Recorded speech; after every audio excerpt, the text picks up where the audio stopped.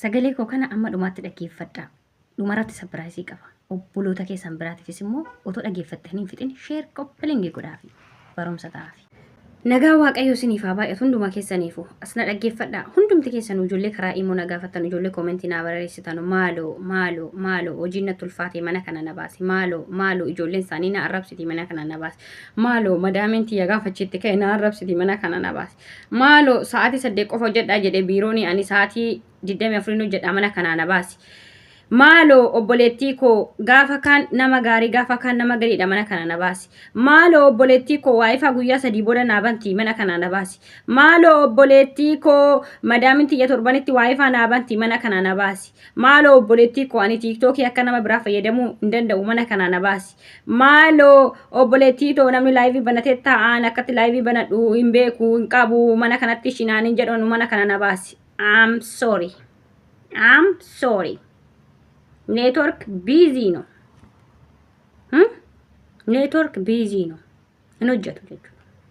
Kuni hunduu jechuudha wareedha. Isin galee ati gaafa biyyarraa baatu hojiini tokkoffaa hojiin ulfaata warri jettan hojiin ulfaatu garuu afaan hin qabuun dubbatu. Hojiin ulfaatullee afaan hin qabuun dubbatu. Umna keeti ol waan hojjettu hin jiru. Amma dandeessu hojjetta. Amma sa'aatiin riba keeti qaqqabutti. Amma sanatti immoo arrafachaa hojjedhu. Arrafachaa naan sin jedhu hojii dhiistee sa'aatii galtee riba raftu dhabde yookiin teessu sana dhabde waan ta'e sa'aatii nyaachuudha jettu sanatti nuu raftiidha bara. Sa'aatiidhuma nyaachuudha yookiin utuma mi'a dhiqxu mi'a kana fixan jedhin. Addaan kuti shaayii kee daffifadhuuti. Taa'iti shaayii kee dhugaa akkasumatti arrafadhu. Sa'aatuma sanatti.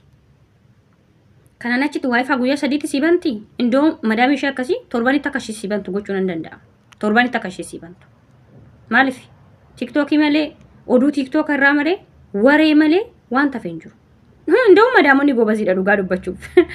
Indoo akka hojii keenyatti akka nuti TikTok irraa godhannutti waayifaa nurratti cufuu dhiisa isaanii dhugaa Waaqayyo gobaziidha isaan.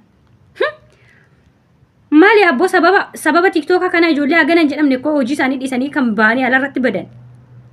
Akka beelu TikTokii maafin hin fayyadamne an hojii natti baay'atan saatii rafti maafin hin dhabne maafin live taa'een bananne akka warra ollaa kootitti maafin hin jiran akka mana kootitti hin jira dhaabetti ati saatii 24 oonaa jette saatii 24 TikTok irra taa'uu le namaan na galchi ani saatii 28 nan hojjedha hojii koo maaliif kaayyoon qaba waan ta'eef biyyarraan nan ba'u.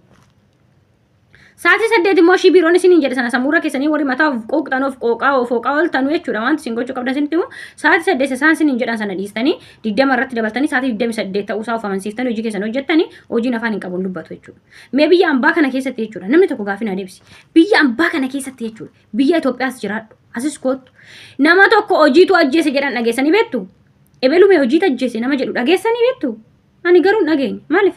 Eberu hojiin na turfaate jettee mana madaamitii baddee otoo mana ijaasaa jirtu heerumtee odoo mana ijaarsaatti heerumtu inni tokko akkas godhee inni tokko ajjeese inni tokko kutee inni tokko waraanee isa kana bichaa kan hin dhagawan. Malee hojiin mana madaamii keessa kontiraata otoo hojjettu hojiin ajjeese yookiin inni kuftee duute yookiin sababa birriitiin duute yookiin kana malee hojiitti tulfaatee ajjeese kan jedhu. Madaamiin kee gaarii taanaan sii kaffalamnan hojjedhu hojiifu biyyarra baate. Hojiisi tulfaate hojiin afaan hin qabuun dubbatu. Obboloota koo hojiin afaan hin qabuun dubbatu. Kana wareedha jettanii na gargaariin jedhina. Ana miti ana nama sammuu qabu miti jaaman isin hin gargaaru kana jechuudha. Gaafa biyyaa baatu akkuma innaa biyyaa yookiin haati kee yookiin ati mana barumsaatii dhuftee daftaree achaatee buna naa daffisetu dadhabeettu sana miti biyya rabaa jechuudha. Inni ulfaata hojiin. I'm sorry homaa gochuu hin danda'amu. Osoo beektuu dhufuu qabda. Kanaan achitti daa'imti isaanii na ergatti. Ana mana daa'imti na ergattu mana daa'imti naan kabajne hin hojjedhu jettu kabaja barbaadda taana mana abbaa keetiin bahin.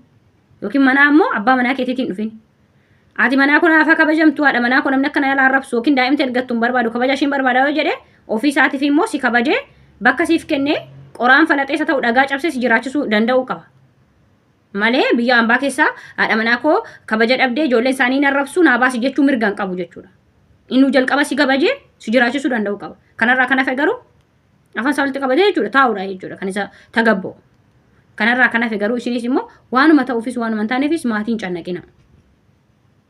Sin arrabsuu dhiisanii yoo amma fedhan waan si fedhan isin hin jedhan qumatii keessan irraa hin qannasan qumatii keessatti isin hin dabaran isin furdisan isin hin nuqqisan namni tokko waan hin qabne yoo isin hin jedhe yookiin waan isin hin qabne ni soo isin jaje ana waan nan hin qabne noo na jajjan natti noo'u waan tokko waan hin qabneenis yoo na jajjan uma natti noo'u waan nan hin gooneenis oo goota jettanii na arrabsitanis immoo natti hin qorru uma natti hin qorru waan hin jedhu isa dhugaa dubbachuuf Ani anuma ka. Nan dabaltanus nan qannastanus. Ani anuma jechuudha. Akkasitti of yaada. Ofi atof kabaji. Sila nama bakka hin kennini jechuudha. Daa'imti xixiqqoo nama kaatee anammoo doon taa'aa jiru. Anamma daa'imummaatti hirmee ilmoo godhadhusi daa'ima ta'usi ani biyya kootti kabajamtuudha jechuudha. Biyya kootti mana abbaa manaa koo mana haadha kootti kabajamtuudha. Ana nama keessummaan dhufe jedhanii marcuma naa kennanudha biyya koo keessatti. Garuu biyya namaa keessatti odoo nyaataa jiru daa'imti dhuftee kana naa godhe itti dirqama koo ka'een godhaaf. Maaliif kaayyoon qaba waan ta'eef. Har'a mataa gadi qabadhee jiraachuun koo boru jireenya koo isa boruuti fooyyessuuf. Boru biyya kootti galee mataa koo ol qabadhee kabajamee jiraachuuf. Har'a kaayyoo gadi mataa nu qabe malee wallaallee miti. Kaayyoo waa baay'ee nu barsiifte. Nuti rakkoo keenya dhuskannee rakkoo namaa furuutti jirra. Dadhabbii keenya dhuskinee dadhabbii namaa furmaata kennuutti jirra. Beela keenya dhoksinee beela baasuutti jirra. Dhibee keenya dhuskinee isa dhukkubsate akkamsiisaarra jirra.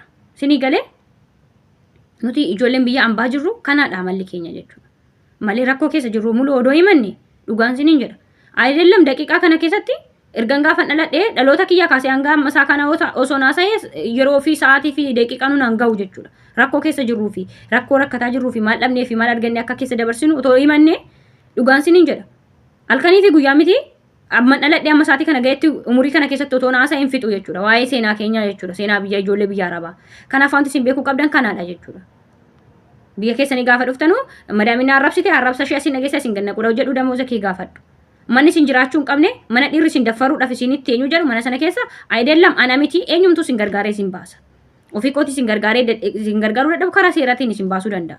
Karaa seeraatiin isin gaafachiisuu danda'a. Karaa ofii isin gargaaruu danda'a. Kanarraa kan hafe garuu abaarreedhaa isin baasuu isin danda'u. I'm sorry. Ijoollee isaanii nyaatarra ka'ii jettee si ergatteedhaaf yookiin ijoollee isaanii siifatteedhaaf kan si baasuu hin danda'u. Maaliif? I'm sorry. Kunumaa gochuu hin danda'amu. Yaayyaruu tsabaa'inoo. Sababa hojiidhuma akkasiiti. Kanarraa kan hafe garuu sa'aatii 8 qofaadha. Biiroon kan naan jedhan garuu sana dabraa na hojjechiifte madaamin koo kan jettu I'm sorry. Isas dhiifama godhi. Dhiifama. Umaa isinii gochuu hin danda'u. Maaliif isa biiroon siin jedhe sana sa'aatii 8 sana qabattee sammuu kee of wadochaa walutti sa'aatii 20 irratti dabaltee 28 ta'uusaa of amansiiftee hojii kee hojjechuudha. Maaliif hojiin afaan hin qabu hin dubbatu. Baay'ee ciqiccii namarra rakkinarra hojii sana wayya. Maaliif rakkoo itti irraanfattaa oduu tiiktookiitti itti irraanfattaa hojii hojjechuu jechuudha. Maariyaamin isa immoo waa'ee sa'aatii 28 maaliif naan banamne an TikTok irra noo leettu isa I'm sorry. Haadha kee abbaa kee ijoollee kee dubbisuudhaaf hoshii sii bantee sana booda cuftee rakkoo hin qabu. Ayidallam madaamii anumtu otoo hin danda'e amma kana gochuutti jira jechuudha. Isa dhugaa dubbachuuf. Baay'een keenya hojii kan nu dhoowwee hojii keenya irraa nu wareechisaa hojii keenya irraa biiroo nu teessisaa jiru sababa kanaadha jechuudha. Maaliif hojii madaamii seeraan yoo hojjennu saa 20 TikTok irra oolraa afaan bannee oolraa oduu odeessaa oollaa hojii madaamiin hojjetamu isheen immoo akkasiin barbaaddu. Kanaaf warra akkatti maal goote ammaaraaca ishee waayifaa cufu. Anyways, kuni dhugaa jirtu walitti himaa deemna jechuudha. Kanaaf kaayyoo keessan baataniif baati beekaati mataa keessan gadi qabadha. Kaayyoo mataa gadi nu qabachiise malee ikkoo dubbii wallaallee miti. Yookiin rakkoo himachuu wallaallee miti. Kanaaf immoo har'a namni tokko boru guddatee argamuuf boru nama ta'ee kabajamuuf immoo har'a ziqqi jechuun nu barbaachisa. Biyya ambaa kun waa baay'ee na barsiifte dhugaa.